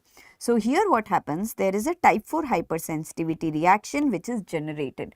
Now if a type 4 hypersensitivity reaction is being generated, that means my CMI is good. So in tuberculosis my CMI is good and so my Montus would always be positive. Right? Now here the focus of TB is elsewhere. Right, that is why my body is mounting a CMI response which is being manifested in skin. So my focus of TB is elsewhere. So since the focus of TB is elsewhere, if you do a skin biopsy, that skin is manifesting the hypersensitivity reaction. So you do not see AFB there or you do not see AFB on culture. However, since the hypersensitivity reaction is because of TB bacilli hypersensitivity, you see tuberculoid histology. So histology is tuberculoid but you do not see AFB. And since it's a hypersensitivity reaction against TB bacilli, it responds to ATT. Clear? So it's quite simple if you understand what are tuberculoids. So if you remember this, you know, and you can mark that low CMI, so Montus is negative is wrong, because here the CMI is good, and that is why hypersensitivity reaction is being generated. Got it? So Dr. Samreen, is it okay? Do you understand this now? Now, when we talk about tuberculoids, you should know also the type of tuberculoids. So, you have three main type of tuberculoids, and you should be knowing two mainly, which is lichen scrofulosaurum. This is lichen scrofulosaurum. Lichen scrofulosaurum is something that you see in children. Important points. You see it in children, you see it on trunk, you see perifollicular lichenoid papules. So, around the follicles you see perifollicular grouped lichenoid papules, which are present on the trunk of children. And if you do a biopsy, you see superficial dermal granulomas, right? So, this is my lichen scrofulosaurum. It is a type of tuberculate. What is this? This is another type of tuberculate called as papulonecrotic tuberculate. This is seen in adults. So, I will only tell the differences. This is seen on adults. It is not seen on trunk, but on extensors. Here you see necrotic papules, as the name suggests.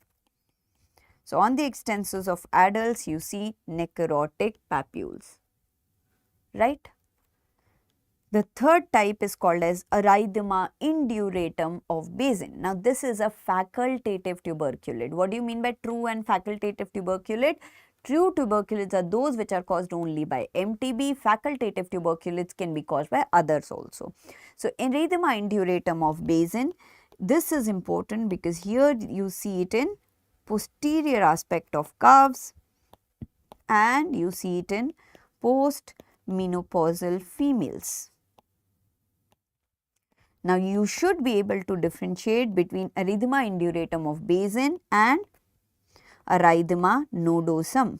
Remember, erythema nodosum never ulcerates or scars, and this is seen on anterior shins.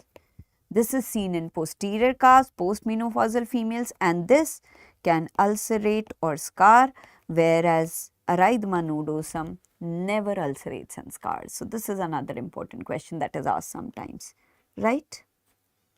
Good. So, this is these are different types of tuberculates. Moving on to the next question. A farmer from UP came to the OPD with ulcerate. I don't know, this is a very common question that is asked in almost all the exams. So, I decided to put it. I am sure you all know this, but this is important to discuss. So, a farmer from UP came to the OPD with ulcerating nodules on hand with pus discharge from the same. Slowly progressing, and you see regional lymphadenopathy, and a histopath examination was ordered. What is the most probable diagnosis here? I don't see any confusion here. So, I know you all are well read about this. This is sporotrichosis. Sporotrichosis, quickly discovering. No copper penny here. Where do you see copper penny bodies? No confusion. These are asteroid bodies, not copper penny bodies. Copper penny bodies are seen with what? You only tell me. Chromoblastomycosis, right? So, what you see here? You are seeing nodules which are arranged in linear distribution. So, sporotrichosis, the characteristic feature is you see painless nodules which may be ulcerated present along the lymphatics. This is also called as the sporotrichoid pattern because of its characteristic spread. Because my lymphatics are linear, you see linear painless nodules along the lymphatics in sporotrichosis. Now, sporotrichosis is a deep subcutaneous fungal infection. So, it is a subcutaneous fungal infection, remember, caused by Sporothrix kenkai. Sporothrix kenkai. This is also called as Rose Gardner's disease, because usually it is seen in rose gardeners. They get thorn prick, and from that the fungus is implanted into the subcutaneous tissue. However, it can also be seen in farmers. There was a question Recently on this, they have not given rose gardener, but they had given a farmer. So farmer can also have it, right?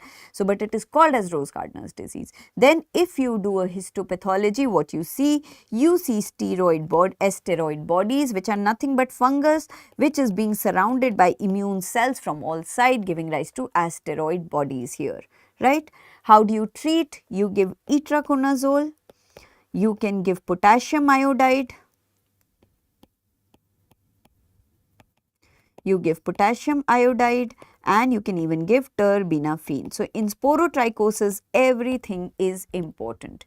Remember, asteroid bodies are formed because of Splendor-Hopley phenomena, and these are not specific for sporotrichosis, but you very commonly see it in sporotrichosis patients.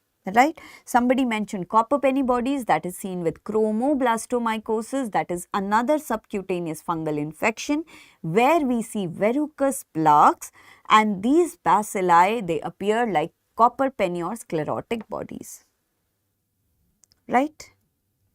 Then this is my asteroid bodies that you see. So, sometimes they just give you this. Then even if you perform a PAS stain in these patients, you see these cigar shaped bodies,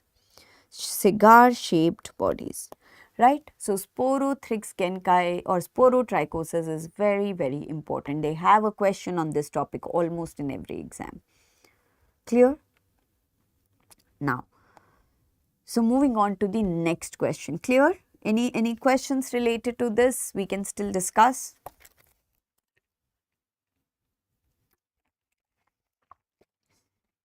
Okay. Now, a 50-year-old male presents with solitary ulcer over face since 2 months. You see a solitary ulcer which has a beaded margins and telangiectasias. Again, a very common or famous question with the examiner. What is the diagnosis here? Good. So, I think there is no confusion here. All of you are saying it's basal cell carcinomas. Remember, this is what they ask. Basal cell carcinoma, they give you an image which is there around the eyelid. So, remember BCC, this is a very common site. So, from the area of the nose, if you mark a line here, it is usually above this. So, you see BCC here, and the typical description of ulcer is it's a long standing ulcer with beaded margins and with telangiectasias. So, beaded margins and telangiectasias are important feature of BCC. What do you see on histopathology of BCC? Come on, quickly. Histopathology of BCC.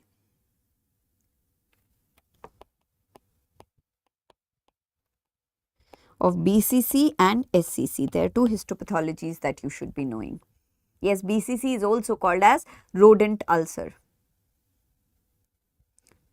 Yes, so in BCC you see palisades, which are very, very common. So, basal cell palisading is something that you see. What do you see in SCC? SCC, what do you see in squamous cell carcinoma? Keratin pearls. So, this was also asked once. So, on histopathology of SCC, you see keratin pearls, and here you see palisades of cells. What is this? Since we are talking about skin tumors, if you are given a picture like this, what is the diagnosis here?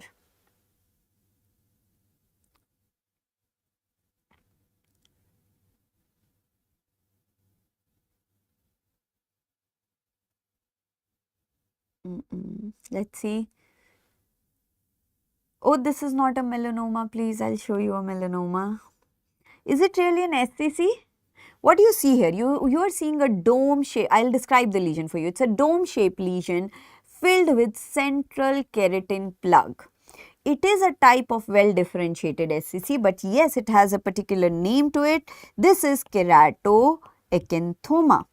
Keratoacanthoma is a type of well differentiated SCC, but when you're given this image, you say keratoacanthoma. You see this dome shaped lesion and a center filled with keratin plug. It's a very weird tumor. It grows and then the sides, they merge with the skin, this keratin plug falls off and it goes off. So, you should be knowing about keratoacanthoma and how does it look like. And this is how a malignant melanoma would look like. This is never a melanoma, okay. So, don't get confused. Malignant melanoma would present mostly, if they are giving you a question, there is a melanotic one, but if they are giving you a question, they will give you a pigmented lesion which shows various degree of pigmentation. What is the, how do we diagnose a melanoma? What's the rule of diagnosing a melanoma? So, yes, this is a malignant melanoma and we use A, B, C, D, E rule to diagnose a melanoma, right? You look for asymmetry, border, color, diameter and evolution of the lesion to diagnose a melanoma, right? So, these are some of the important tumors which have been asked. Right, moving on to the next important question. A 6-year-old presents with intense itching, bald patch with easy pluckability of hairs with black spots on the scalp. Which is the most appropriate pharmacotherapy that you will use here? Now, looking at the options, I don't think so there is any confusion on the diagnosis here. Yes, we are dealing with tinea capitis, but I want you to tell me that what is my drug of choice for. Perfect. So, you all know this. So, griseofulvin is the drug of choice for tinea capitis. Remember, we are hardly using griseofulvin these days, but for tinea capitis, it still remains the drug of choice. So, all these are also utilized in tinea capitis, but my drug of choice is griseofulvin. Second important point, do we need these selenium sulfide shampoos? Yes, but they are not for treatment, they are to prevent the spread to the community. So, tinea capitis is always treated with oral treatment. We use topical shampoos just to prevent the spread to the community, but my treatment of choice is griseofulvin. So, since we are talking about this, we will quickly walk through the various kinds of tinea capitis. I will discuss each one in detail. So, broadly, tinea capitis is divided into inflammatory and non-inflammatory. In inflammatory, we have two, cheiron and favus. When we are talking about cheiron, remember you have boggy swelling. You have boggy swelling which is studied with pustules and broken hair. You have a patch of alopecia in all of them, but there is a boggy swelling which is a characteristic feature of cheiron. Then the patient may have fever, constitutional symptoms. The common fungus which causes cheiron is ferruginum and verrucosum, long names. Severe kind of tinea capitis, long name. When you do a KOH cultures and wood lamp examination, it is negative. Why? Because there is so much of inflammatory response that the fungus is actually killed, and it is the inflammatory response of the body which is causing this cheiron. Why is it so? Because both these verrucosum and ferruginum are zoophilic species. They are not anthrophilic, so my body mounts an intense immune response against that. Clear? Then the next inflammatory type of tinea capitis is called as favus. Favus is special because one, it is caused by Trichophyton conleni. What do you see here? You see cup-shaped crust which are called as scutula. You see these cup-shaped crust which are called as scutula. If you do a Woods lamp, you see dull green fluorescence here, right? Then the third type of tinea capitis which is commonly asked is grey patch type of tinea capitis. As the name suggests, along with the circular patch of alopecia, you see grey scales over them. You see grey scales and broken off hair. This is an ectothrix infection. That means the fungus is invading from outside, and that is why you are seeing scales on the surface. And since you are seeing fungal scales on the surface, if you do a fluorescence, it would come out to be positive. So, you do not need to remember everything, just understand grey patch yani grey scales. Scales means fungus. Fungus is outside, so it is an ectothrix infection, and if fungus is outside, you do a Woods lamp fluorescence, it would show a positive fluorescence with bright green fluorescence. Again, since the scales are outside, they can spread to other people. So, this kind of tinea capitis is responsible for outbreaks in school. Clear? Caused by Microsporum canis.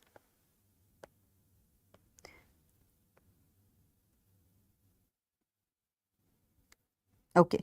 Next is black dot. Yes, you are right. If tinea capitis is secondary to Trichophyton, we usually prefer terbinafine. Good. Then last type of tinea capitis is black dot. Name suggests black dot. What are these black dot? These are swollen hair shaft. Why is my hair shaft swollen? Because my fungus has invaded inside the hair shaft. So it is an endothrix infection. The fungus is inside the hair shaft. Now since it's inside the hair shaft, if I do a fluorescence, there is no fungus on outside, I would see a negative Woods-Lamb fluorescence here. Since it's endothrix infection, my species are Tonsurans, Voilatium and Pseudones. You can remember it with the mnemonic TV. TV is inside the house, so Tonsurans and Voilatium. What do you see here? You see a patch with black dots. Clear? So these are 4 important type of Taenia capitis which you should be able to differentiate on the basis of Woods-Lamb. You should know their species, you should know their presentation. Clear? Okay. What is this? A 50-year-old male presented with history of HIV and red raised lesions on the palate. What is the given disease?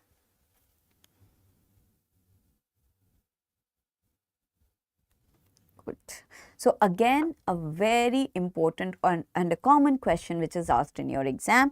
Yes, this is Kaposi sarcoma. What is the virus which causes Kaposi sarcoma? Which virus is responsible for Kaposi sarcoma? So Kaposi sarcoma is tumor of endothelial cells of the vessels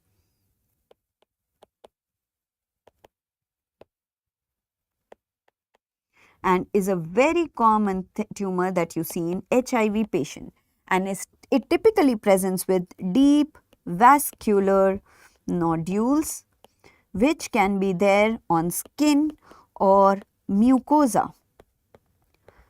You are all right. The causative organism here is HHV8 and this is also been called as Kaposi sarcoma herpes virus. Kaposi sarcoma herpes virus because it causes Kaposi sarcoma. So this is all that you need to know about Kaposi sarcoma. You see these deep dermal nodules. It's looking very vascular. So this is Kaposi sarcoma, tumor of endothelial cells of vessels seen in HIV positive patients caused by HHV8.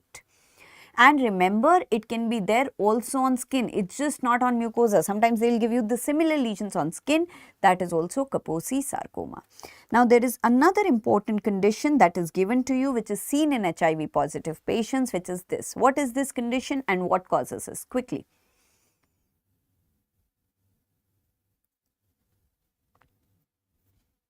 The hint is it's seen in HIV positive patients.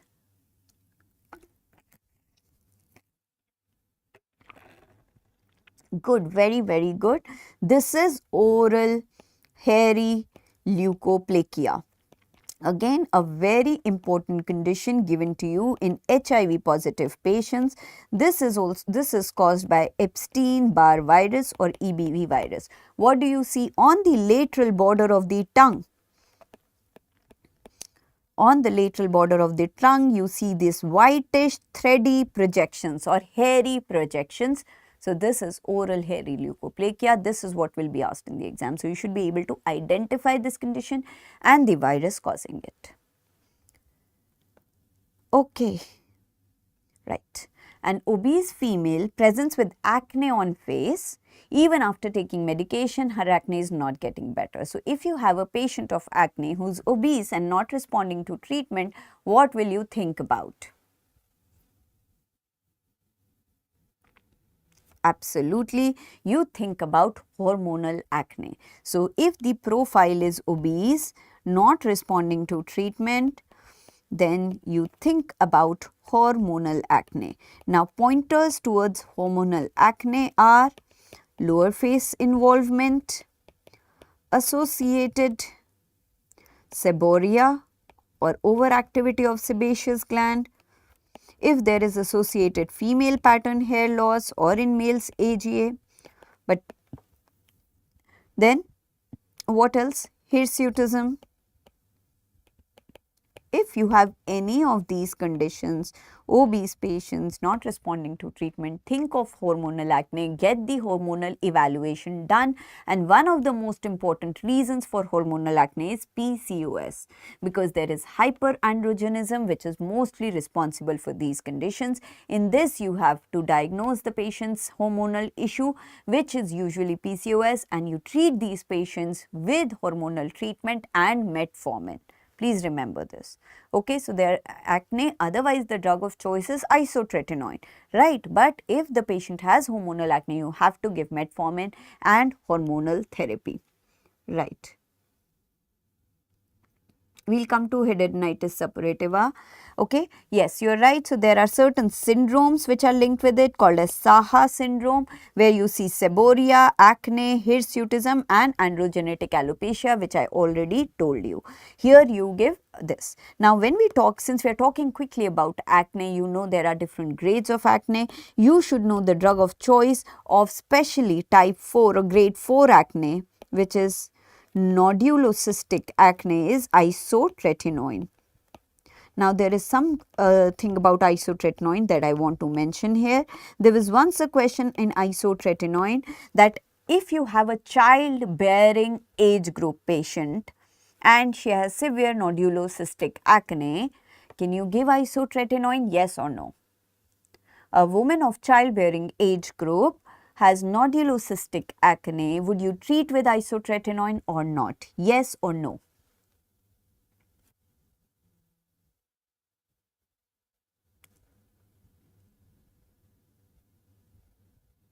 So, more no's. Okay, answer is yes. I did not say it's a pregnant patient or a patient who's trying to conceive. I just said a woman of childbearing age group. You can definitely give isotretinoin in these patients along with counseling for contraception alert and 2 UPTs negative. So please remember, this is how they confuse you in the exam. Acne usually happens in childbearing age group, right? So if you have a teenage girl, she can bear a child, right? I said childbearing age group. Age group is somewhere you can allow isotretinoin, but you have to make sure that there are 2 UPTs negative and you are giving contraception advice to the patient, right? So it can be given. Don't get confused and don't just chuck out isotretinoin, right? However, if the question says a patient who wants to conceive, then isotretinoin is strict no. Clear? I hope this is clear.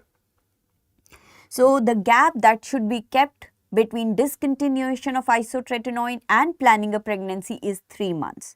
Some books says 1 month, but some books also say 6 months. So we say it should be 3 months. At least 3 months gap should be there between stopping of isotretinoin and planning a pregnancy. Right? I hope it's clear now. So don't yes, you're all right. Okay.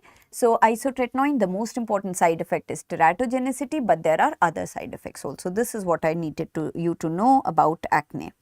Now moving on to the next question. Which of the following is the first change to occur in psoriasis? So obviously I've mentioned all the histopath findings in psoriasis, and as you could see in the options, all of them can happen as histopathological change. But what is the first change that will occur?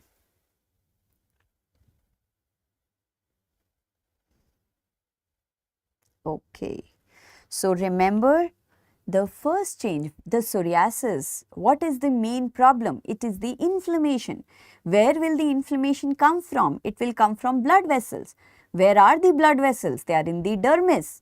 So my first change is suprapapillary thinning. If this is my epidermis, my first change starts here because the inflammation will target this area first and then go up. So usually when we study the histopathological changes, we study from top to bottom, but you have to remember that the change will occur because of inflammation coming through blood vessels, which will be there in the dermis. And so my first change is suprapapillary thinning. Clear all of you? I hope you have no confusion here. So all these histopath changes are seen, but first change is suprapapillary thinning. Right? Now, look at this image and quickly let's revise the different histopathological features from top to bottom. We will revise the features from top to bottom. So, in stratum corneum, what is the most important feature? You see parakeratosis and you see hyperkeratosis. Parakeratosis is retention of nuclei and this is a feature of psoriasis. Also a feature of arsenical keratosis. Parakeratosis is seen in and they give you this question, so arsenical keratosis. Then what happens to stratum granulosum? Stratum granulosum is absent. Stratum granulosum is absent. What happens in stratum spinosum? Stratum spinosum shows acanthosis and Kogo's spongiform pustules.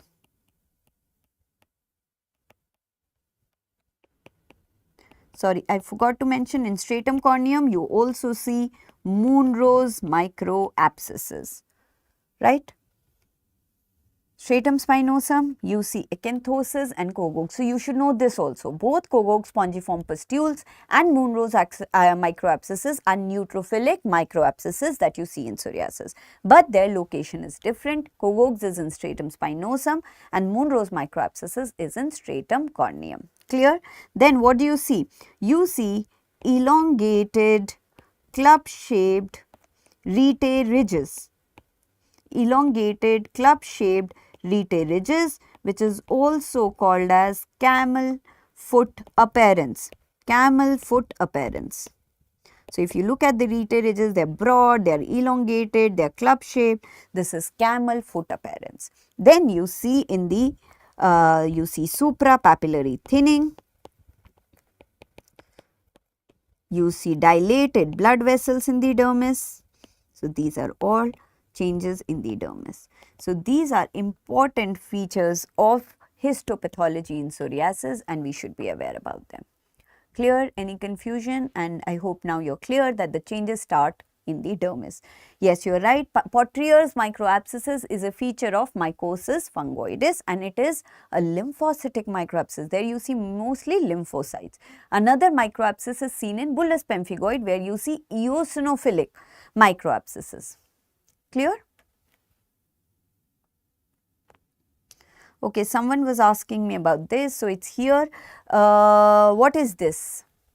I'll give you a brief history. A child presented with small erythematous lesions predominantly on the trunk which started after a sore throat which happened 2 weeks ago.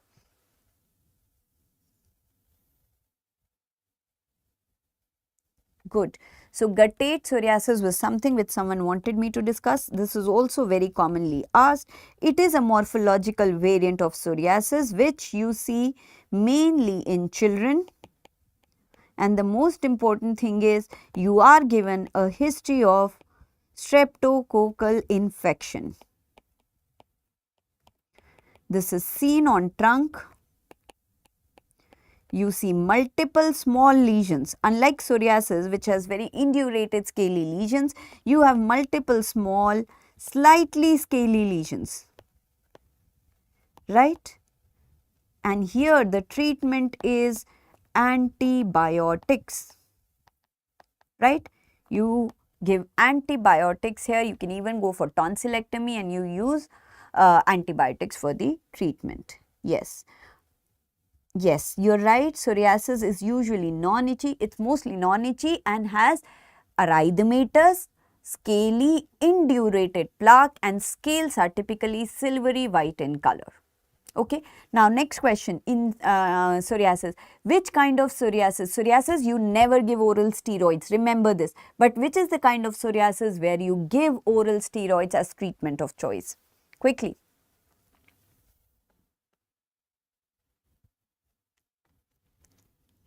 Yep, this is also called as raindrop pattern. So, my question was yes. So, when you have all answered. Oh, somebody said herpes gestationis. What is herpes gestationis? Good. So, you are all right. Impetigo herpetiformis is something which is a pustular psoriasis of pregnancy is somewhere that you give oral steroids. What is herpes gestationis?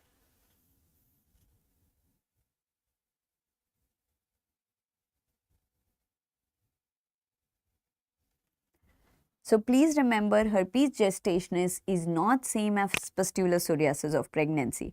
I want you to answer what is herpes gestationis now. You're all right, pustular psoriasis of pregnancy, impetigo herpetiformis. Herpes gestationis is when you have bullous pemphigoid in pregnancy. That is different from pustular psoriasis in pregnancy. So please don't get confused. Bullous pemphigoid in pregnancy is called as herpes gestationis. It's not a type of psoriasis. Right. This is a misnomer. It's not herpes. You're right. Moving on to the next question. A 39-year-old female, known case of Riter's disease, was referred to hospital for further evaluation. She is non-smoker, does not use illicit drugs. Vital signs are normal. Which is not, I am so sorry, it should be male. I am really sorry. So please reread the question as male.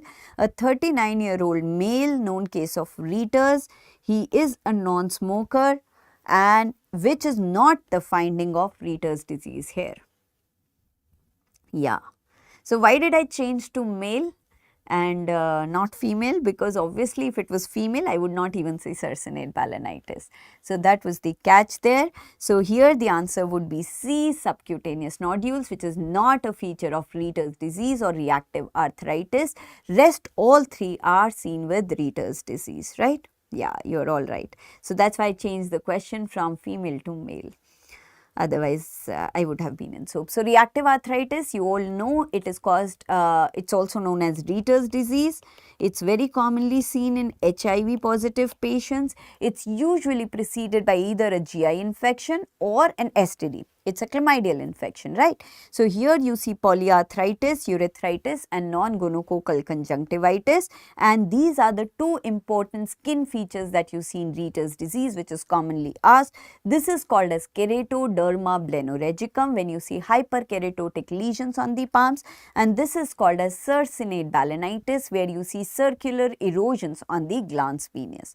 So, these are two important features of Riter's disease that you should be knowing. So, subcutaneous nodules are not a feature of Riter's disease, but polyarthritis, urethritis, non-gonococcal conjunctivitis, and these two skin features are.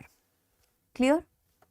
Now, usually Riter's disease is also seen in HIV positive patients. When you have a patient of reactive arthritis with HIV, the treatment of choice becomes acitretin. Remember, in HIV positive patients, even if it is psoriasis, the treatment of choice is acitretin and not methotrexate. Please remember this important question. Blennorhegicum and syphilis ke hands ko. Okay, so syphilis is not this hyperkeratotic. Remember, syphilis mein you will have a dusky red or hyperpigmented, usually macules on palms and soles, right? Here you have very, very hyperkeratotic lesions. Plus, there would be other features which would also be mentioned. Whenever they are giving you hands of syphilis, you would see small macules which are hyperpigmented. Okay. Which of the following skin findings is typically associated with Bournville's disease?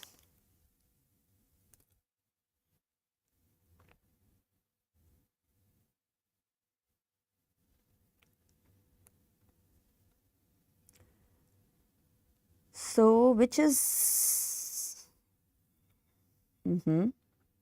So, for this we also need to know what's Bournville's disease. What's Bournville's disease? We are about to finish the class, I think another 10-15 minutes. Okay, A, B, D, everything is coming on.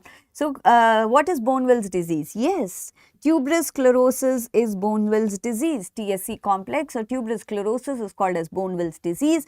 Then important feature of Bournville's disease or TSC is angiofibromas.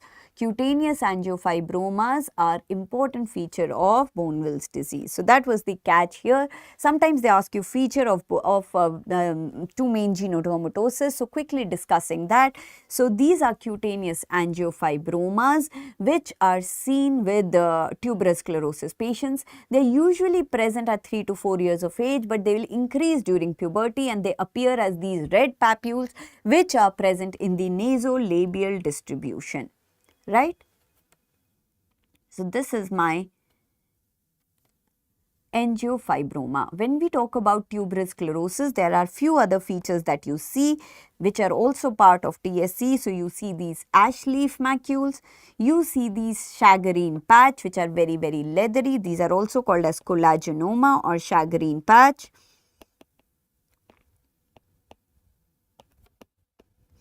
And you see these periungual fibromas which are called as Keenan's tumor. So, basically tuberous sclerosis is all about tubers or growths or hematomas. So, you see a lot of growths here, right. Now, there is a for tuberous sclerosis we also use this epiloia. So, epilepsy, low intelligence and adenoma sebaceum or cutaneous angiofibroma. Now, remember adenoma sebaceum is a misnomer. There is no sebaceous gland involved here. These are basically cutaneous angiofibromas, but they are labeled as adenoma sebaceum. Clear? So, these are all important features of tuberous sclerosis, and this is what I was telling you. Tuberous sclerosis is all about growths or hematomas. So, you see different kinds of hematomas here. Patient can also have seizures, astrocytomas, optical hematomas, rhabdomyomas and the skin features that I mentioned. Since we are talking about this, we will quickly talk about the other genodermatosis that is commonly asked, which is neurofibromatosis. So, neurofibromatosis, you should be knowing the features and you should be knowing the criteria for neurofibromatosis. So, here you see multiple neurofibromas, you see café au lait macules. Remember, café au lait macules can also be seen in tuberous sclerosis and lot of other genodermatosis. So, it is the number and size of CAMs which comes into the criteria of neurofibromas, right, which we will just discuss. And these are optic gliomas that you see, right. So, this is the diagnosis of NF1 and you should know that you should have more than equal to 6 CAMs, which should be of size more than 5 mm in prepubertal and more than 15 mm in prepubertal individuals, postpubertal individuals. So, this is important. CAMs can be present in normal individuals also. 1 to 2 CAMs can be present even in normal individuals. Then you can have axillary inguinal freckling. Axillary freckling is also called as Crow's signs. If you have neurofibromas, they should be more than equal to 2, and but if there is a plexiform neurofibroma, you can even have 1. Optic glioma, leash nodules, sphenoid dysplasias and a first degree relative with NF1. These are different criteria for NF1 and you can remember it with the mnemonic CAFES, from café au lait spots, CAFES. So, C for café au lait spots, A axillary inguinal freckling, fibromas, I hematomas and skeletal abnormalities. This is something which you need to remember, but if you have seen the pictures, it would be easy for you, right. So, for neurofibromas also there is a new drug which is called as pirfenidone, which is now available, which we are using. So, just a new medicine which has come and which you should be knowing. Okay. Now, based on the provided image, what is the most likely causative agent responsible for the skin lesion?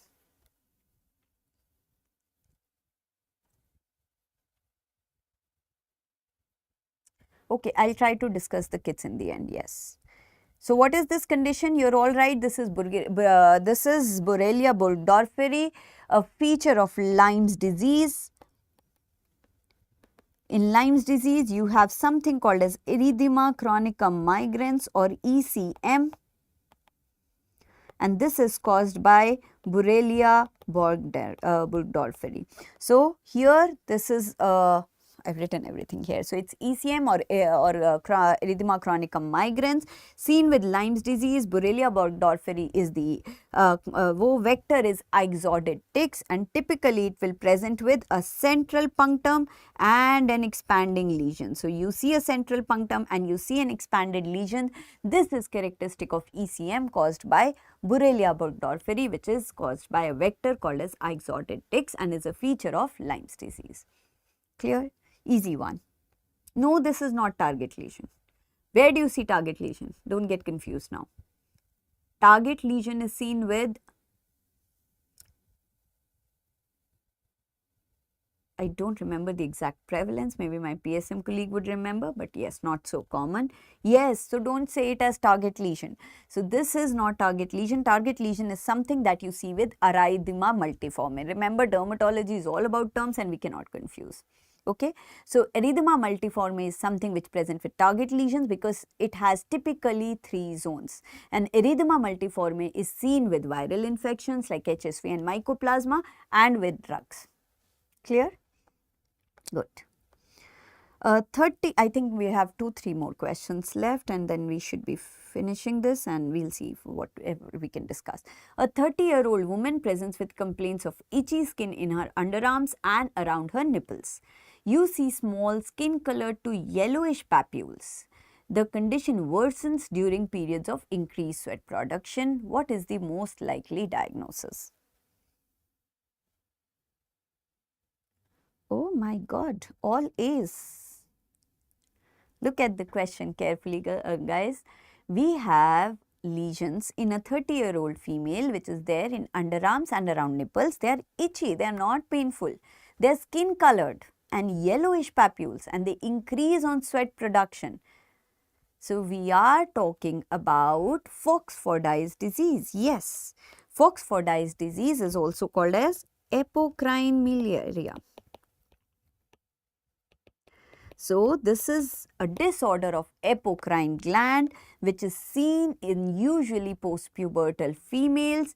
You have these yellowish to skin colored papules which are seen in sites where we have apocrine glands, which is axilla, around nipples, and since it's a type of sweat gland, it would usually increase during summer seasons in areas in times of sweat.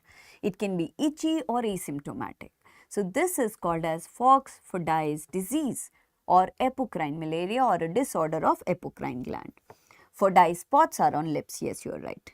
Clear? So, please don't get confused between this and this. Now, this is your option A, which is hidradenitis suppurativa. If I had to ask you this, I would give you an obese patient, smoker, alcoholic, presenting with painful lesions in these sites. So, I have pain, I would say there are painful papules, painful nodules, and they are bursting out and they are healing with rope or bridging scars. So, this is my HS. This is also a disorder of apocrine gland, but the presentation is different. Clear? Hidradenitis suppurativa is also something which is commonly asked. You have chronic, recurring, painful papules, nodules, abscesses, healing with bridging scars in obese, diabetic, smoker, alcoholic, any of these conditions. Yes, there are pseudocomedones also, or polyporous comedones as we call them. Clear? Okay. I think that should be the last question. Match the following Woods lamp examination. Now, Woods lamp is something easy but commonly asked. So, quickly, I think it would be difficult for you to answer this. So, I will say erythrasma, you see coral red fluorescence. Erythrasma is caused by Corynebacterium minutissimum, and this on Woods lamp gives coral red fluorescence. Pityriasis versicolor will give a yellowish fluorescence. It will give a yellowish fluorescence. Tinea capitis, greenish fluorescence. Vitiligo gives milky white fluorescence. So, what's wood lamp? It's a low output mercury arc lamp. There's a wood filter on it which is formed by barium silicate and 9% nickel oxide. It emits wavelength in 320 to 450 nanometer, but the peak is at 365 nanometer. So, these are things that you should be knowing about in Woods lamp. Clear? So, I think that was the last question. Someone wanted me to discuss the kit. So, I will quickly briefly tell you. So, I do not have the image here, but there is a mnemonic that I usually use to remember this. Great girls won't, sorry, this is different, buy red, yellow bags. So, if you remember this mnemonic, most of it can get covered. Great girls won't buy red, yellow bags. So, my first kit is grey, okay. Then it has T and G. So, T and G is gonorrhea and trachomatis. Gonorrhea and trachomatis. What does Neisseria gonorrhea and chlamydia trachomatis cause? They cause urethral discharge. So, if you have a urethral discharge patient, you will give a grey kit, great. Second is girls. So, girls is Girls is G for girls, G for green. Now since it is girls, it would be a kit for vaginal discharge, right? Vaginal discharge kit. I'll talk about the drugs which are there, but this is how you remember. Now won't. Won't is white. So this is seen in white. White, where what do you write on whiteboard? You write A, B, C. Okay? You write A, B, C. So you have here, what do you have in white, white one? Let's talk about white one. Okay, I think all of you have different mnemonics to it.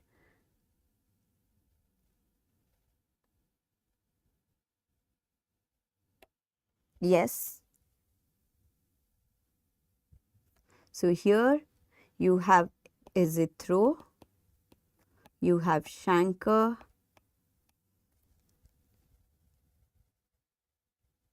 right? Then B is blue, R is red, so red is red, it will deal with herpes genitalis. Yellow is low, so lower abdominal pain, yellow color. Now this is kit 6.1 and kit 6.2, you use it for females, you use it for males. Bags is black, used for buboes. Okay? That's right. So I'm really sorry, if I had the image, I would have explained you better. But this is how I remember Great Girls Won't Buy Red Yellow Bags, and you can remember the mnemonics with this. So if there is urethral discharge, ideally urethral discharge, how do you treat? You can give injection ceftriaxone if it is gonococcal, and you add azithromycin. But in kids, you cannot give injectable. So you give azithromycin and cefixime. For vaginal discharge, you will use secnidazole, tinidazole. So again, it will also, they usually don't ask you the drugs in the kit. They will give you a clinical scenario and ask you what drug will you use. Okay. So if it is a red kit, you would use acyclovir. If it is a yellow kit, you will use for lower abdominal pain. For bubo, black kit, there is inguinal bubo. Right. So yes, brown kit is also added. That's a new update. That's true. Okay. So any other questions, or we will end this session here. All the very best to all of you, and I think you guys did really well today. You knew answers to most of the questions, and I think you are very well prepared to give your exams and come out with flying colors. So I will write my email ID here. In case you have any issues, you can mail me here. I'll try to reply. You will get a PDF of this very soon, and we have all these videos, LLR videos, and we have mainstream videos, English videos in our Prep Ladder app. So if you're still not a Prep Ladder subscriber, please do that, because everything has been explained very well there. We've used a lot of new content and image overlays over there. So all the very best.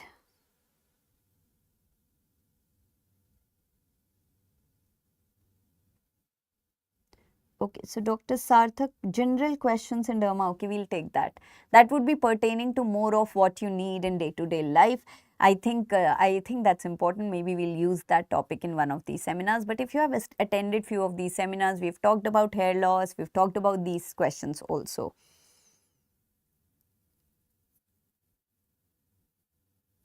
No, this is the only derma session we have. We do not have derma session again. So most of this was image based only, though off and on we do keep image based questions, but in derma it's all about images. So even if you saw today, all these slides has only images, because in derma images is very important. So it was image based only. Right, so I'll wind up here, and all the very best to all of you. It was great connecting with you today. Thank you so much.